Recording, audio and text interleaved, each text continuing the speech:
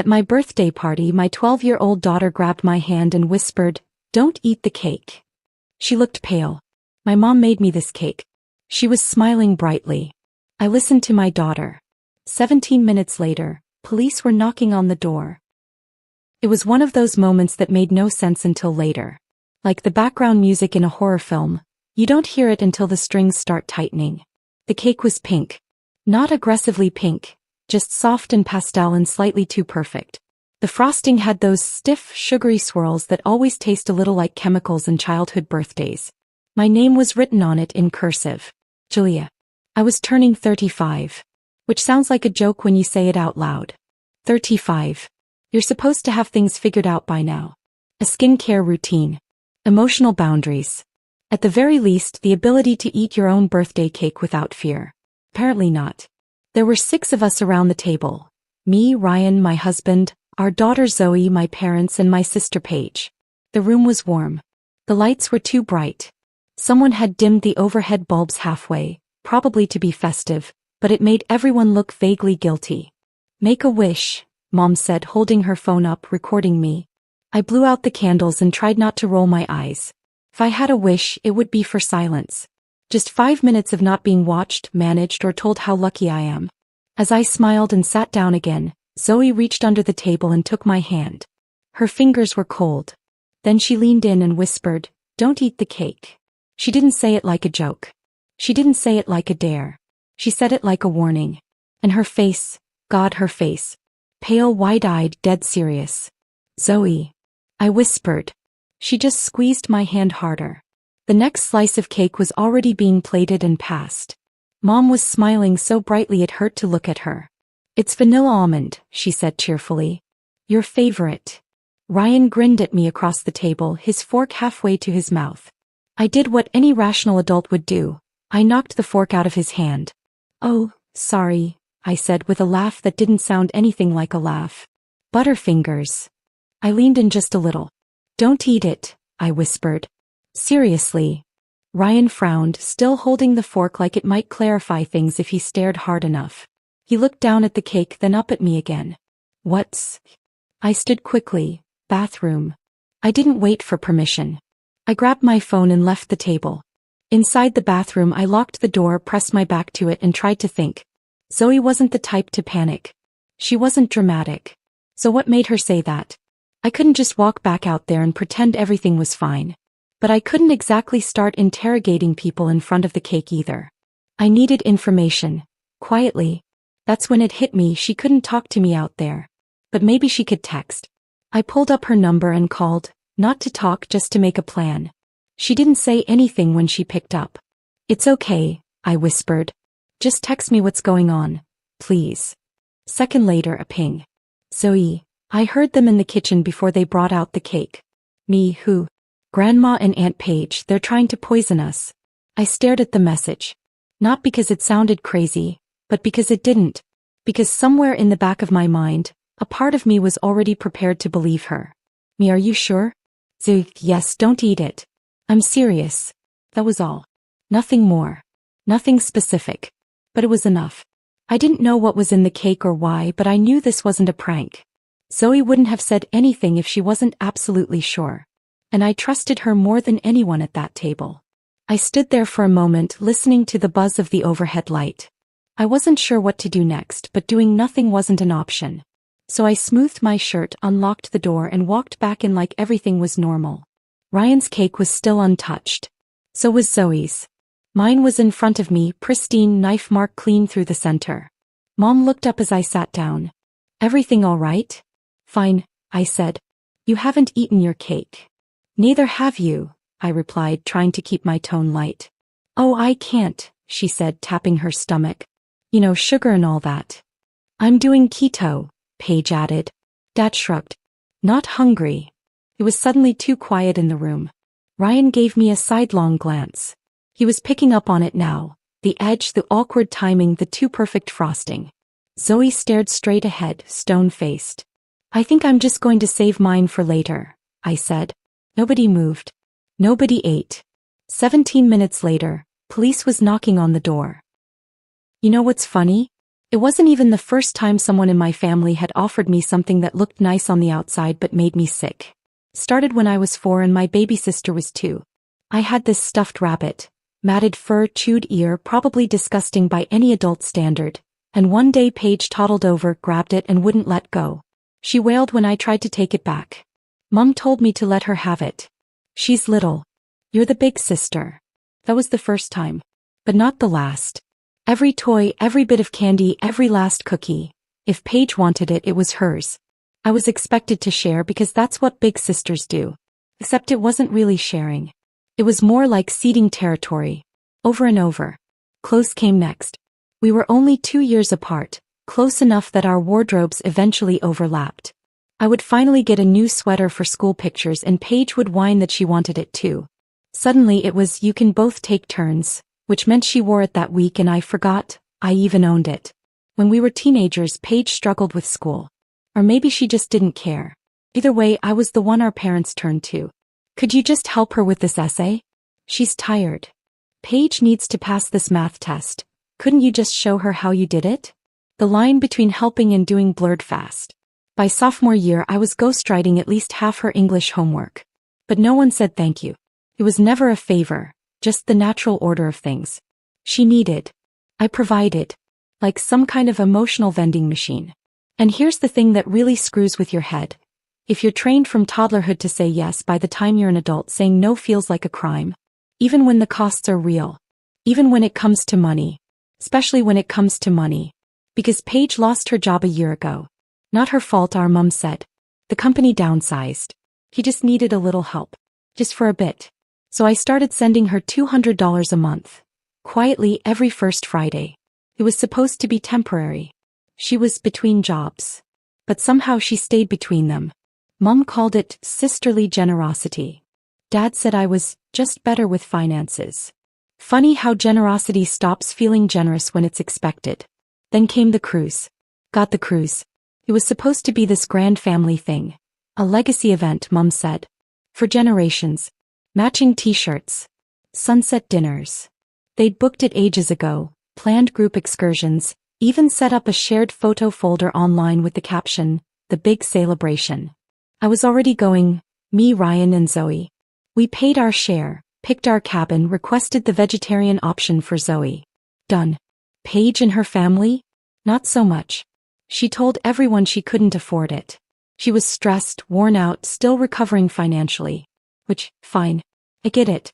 But then Mom started calling. She's had such a hard year. She really needs this. You've always looked out for her. It wasn't even subtle. She's your sister. It's what family does. This time I said no. For the first time in my life I didn't flinch.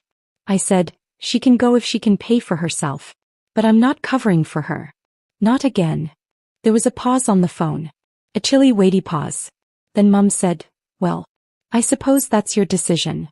And it was.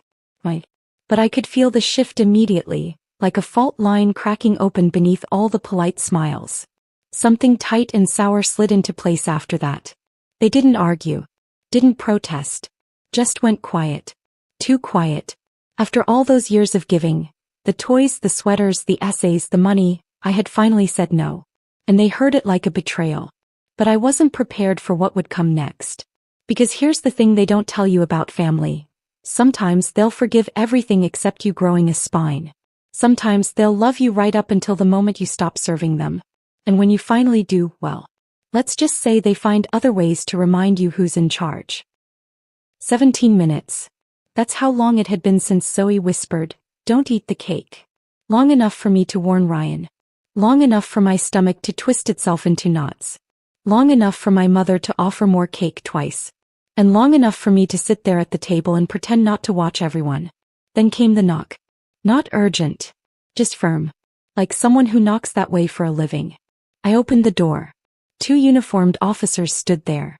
One tall and youngish, the other with the kind of calm you only get from dealing with drunk neighbors and divorce threats every night for a decade. "Good evening," the older one said, almost polite. "We received a report and need to ask a few questions if that's all right." Behind me the dining room went quiet. I mean dead quiet. Even the clock felt too loud. "A report?" I asked. "Yes, ma'am," he said. It's about something concerning this gathering. He didn't say who reported it. Didn't say from where. Just enough to freeze the air. I didn't have to guess long. Zoe stood up slowly. 12 years old, chin lifted like she had a badge of her own.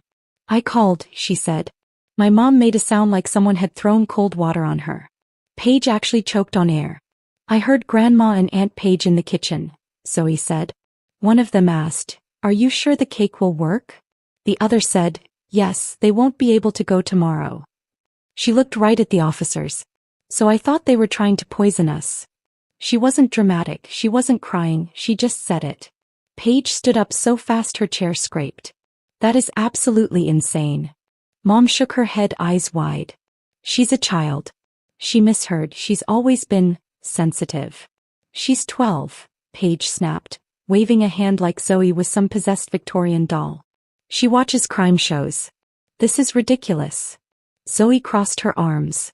You also said, "Don't eat the cake." That's when I knew. Dad mumbled something like, "This is getting out of hand." Which, coming from the man who thought cruise insurance was a scam, felt rich. The older officer didn't flinch. He glanced at the cake on the table. "We're going to need to take that with us. For testing." "You're joking," Mom said a bit too loud. "It's standard when something like this is reported," the younger officer said. "Who brought the cake?" "I did," Mom said, hands folded like she was receiving an award. "Vanilla almond sponge with pink frosting. I made it for Julia." "She insisted," I muttered. The older officer stepped forward, his tone gentle but firm. "We'll need to collect it." And then, like a switch flipped, Mom's voice changed. It wasn't poison. Just like that. Just 3 words. No one moved. "It was just something wild," she added quickly. "Nothing dangerous." I didn't say anything. Didn't even blink. My heart did that thing where it slows down just so it can thud harder.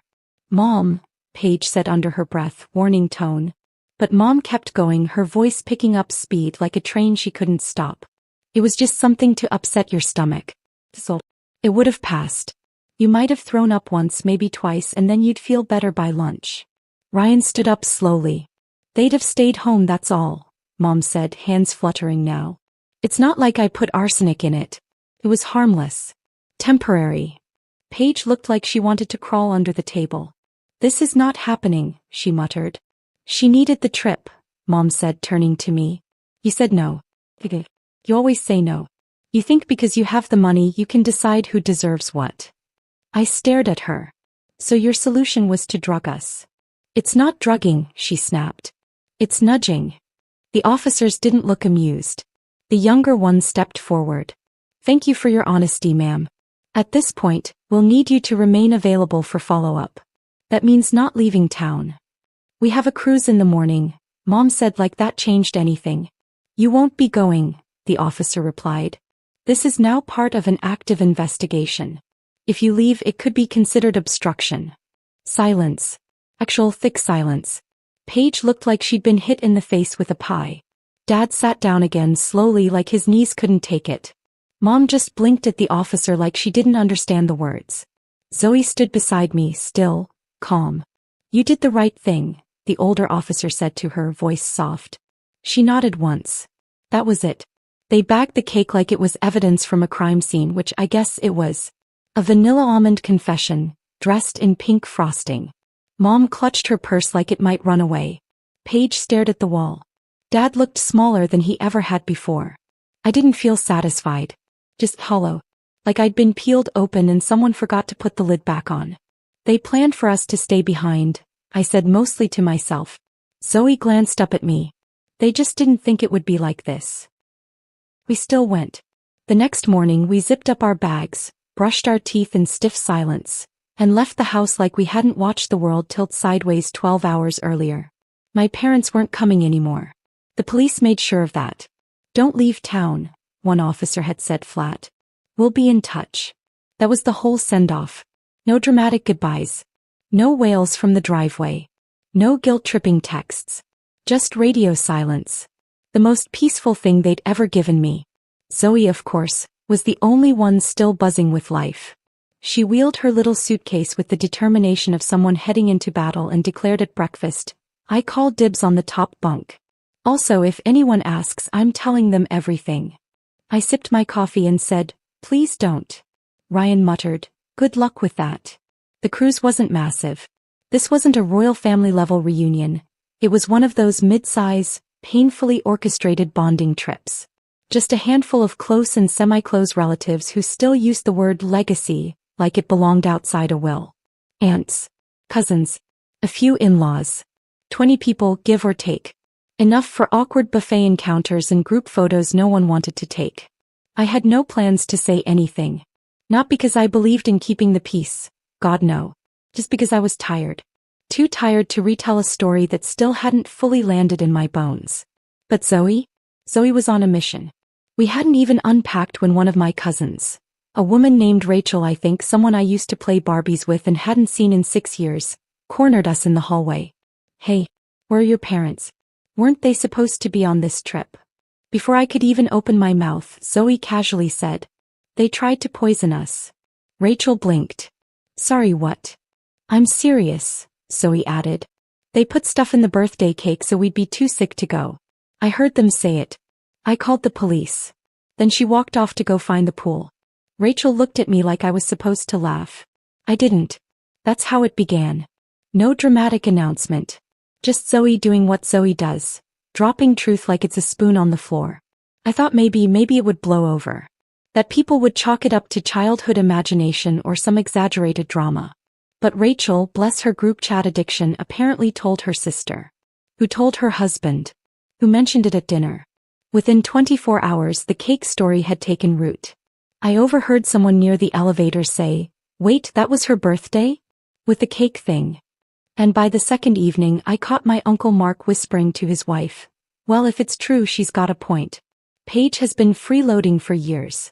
By the third day someone had the gall to ask me if the cake had tasted weird. I didn't eat it, I said. Obviously. Zoe, sitting next to me, added, because I told her not to. You're welcome. She was unfazed.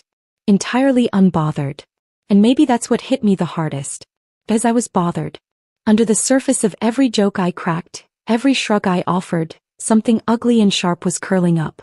I kept replaying it. What if I hadn't listened? What if I'd taken one polite forkful to please my mother? And it wasn't even about the physical reaction. It was the calculation behind it. The idea that someone could look at you, someone who raised you, someone who supposedly loved you, and decide, she doesn't deserve this trip. She needs to be taken out of the picture. Even if it's just for 3 days. Even if it's harmless. I lay awake the third night, the ship swaying gently, Zoe asleep across the room, Ryan scrolling through headlines on his phone. And I thought, they would have let me sit in that bathroom for 2 days. Miss the ship. Lose the money. And smile while doing it. Not because they hated me. Not even because they were cruel. Because they didn't care. They didn't care about what I needed or how I'd feel. They just wanted Paige to go. And I was in the way. There's a word for that. I just hadn't said it out loud yet. Back home the report came through. I got an email first. A vague notice that the chemical analysis had concluded and that a formal summary was attached. It was sterile. Professional. Detached in that way only bureaucratic truth can be. They'd found a mild but targeted laxative compound in the frosting. Enough to disrupt your system for a couple days. No long-term damage, but definitely enough to knock you off your feet. Intentional. Traced to the specific batch. I stared at the PDF. Then I stared at my hands. Then I closed the laptop and just sat there still. I didn't cry. That would have felt too neat. I just kept thinking it was real. It actually happened. My daughter wasn't being dramatic. She was the only one seeing clearly. I didn't call my parents. I didn't email them either. But I did open Facebook. My mother had posted something earlier that day. One of those vague sending prayers during difficult times messages which barely got a reaction. I uploaded the summary. No commentary. No caption. Just the page. Highlighted text. Ryan asked if I was sure. I'm not sure about anything, I said. But I'm done staying quiet. The comments poured in. Not angry. Not even outraged. Just stunned. People didn't know what to say. I didn't blame them. The next day Paige texted me a thumbs down emoji. I didn't respond. 2 days later, my bank app reminded me that the monthly transfer to her mortgage fund was due. I deleted the rule. No message. No warning. Just silence. If they noticed, they didn't mention it. I noticed though. That night, I sat at the kitchen table with a cup of chamomile tea. The cheap kind. Smelled like damp hay. Zoe came in with a half-melted popsicle and plopped down across from me. You still mad? No, I said. I'm not mad. Just disappointed. She snorted. That's worse. Yep. She took another bite and added, you know what's funny? What? If they'd just asked me for help, I probably could have hacked into the booking system and switched the names without all this drama. I looked at her. She was serious. Zoe, I said, please never develop criminal skills. No promises, she said and wandered off. Ryan came in a minute later. He dried his hands on a towel and nodded at the laptop. You really posted it? I nodded. They posted their version first. He didn't argue. I took another sip of my tea and stared out the window. Nothing profound. Just streetlights and one raccoon that keeps knocking over our compost bin. We weren't poisoned. Not really. But something still broke that day. Maybe it needed to. I didn't feel better yet. But I felt quieter. Like I didn't owe anyone an explanation anymore. That I could live with. It didn't go to trial. They pleaded guilty. Well, Mom did. Paige got a lawyer, claimed she knew nothing. Classic. The charge was reckless endangerment. No jail. Just probation, a fine, and a record that'll cling harder than they think. They asked to swap the fine for community service. So now Mom volunteers at a church food pantry. Barney is alive and well. They moved soon after. To be closer to Paige, the group email said. No one replied. Zoe still brings it up sometimes. Not because she's scarred. Just factual. She has a screenshot of the police report saved in her notes app. Just in case. We didn't press charges. The state handled it. That was enough. No, we weren't poisoned. Not technically. But they still tried. And some things once attempted don't unattempt themselves. About 9 months later they showed up. I thought it was a package. It was my parents. Mom had a casserole dish. Dad stood behind her like he'd rather be anywhere else. We wanted to talk, she said. I didn't invite them in, but I didn't slam the door either. We stood there. Just standing. She said it was all a mistake. A bad idea. A moment of desperation. Said they missed Zoe. That Paige regretted everything. That we were still family. I said that family doesn't drug each other to win cruise cabins. I said it kindly. I meant it. They stood there a little longer. Then Mom handed me the casserole like that would undo anything. It was tuna. I thanked her. Closed the door. Put it straight in the trash. We haven't spoken since. It wasn't some big dramatic finale. No slammed doors. No parting speeches. Just a quiet, mutual understanding. We're done. What do you think? Did I go too far? Or not far enough? Comment below. And don't forget to subscribe and hit the bell for the next one.